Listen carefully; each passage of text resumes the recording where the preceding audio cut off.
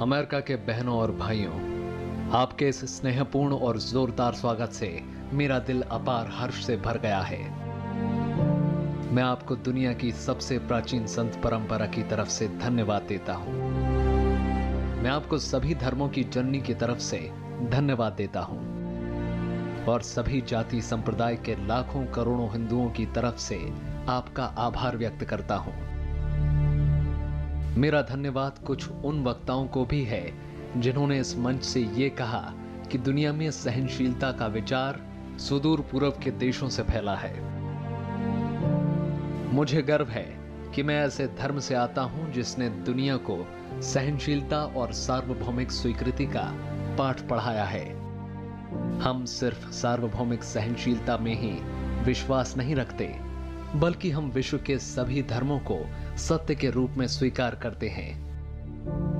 मुझे गर्व है कि मैं एक ऐसे देश से हूं जिसने इस धरती के सभी देशों और धर्मों के परेशान और सताए गए लोगों को शरण दी है। मुझे ये बताते हुए गर्व हो रहा है कि हमने अपने हृदय में उन इजरायलियों की पवित्र स्मृतियां संजो कर रखी हैं जिनके धर्म स्थलों को रोमन हमलावरों ने तोड़ तोड़ कर खंडर बना दिया था और तब उन्होंने दक्षिण भारत में शरण ली थी। मुझे इस बात का गर्व है कि मैं एक ऐसे धर्म से हूं जिसने महान पारसी धर्म के लोगों को शरण दी और अभी भी उन्हें पाल पोस रहा है।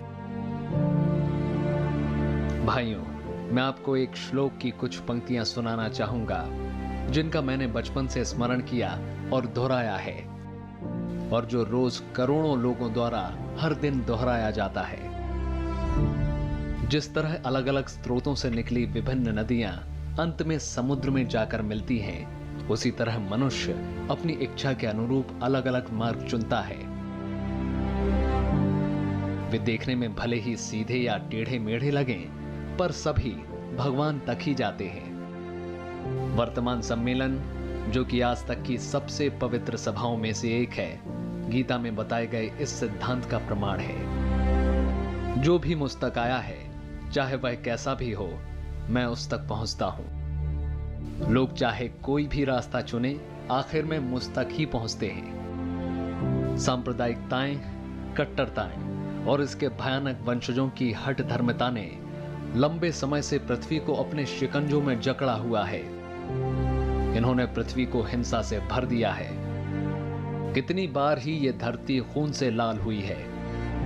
न जाने कितनी सभ्यताएं तबाह हुई हैं और कितने देश मिटा दिए गए हैं। अगर ये भयानक राक्षस नहीं होते तो आज मानव समाज कहीं ज्यादा उन्नत होता, लेकिन अब उनका समय पूरा हो चुका है।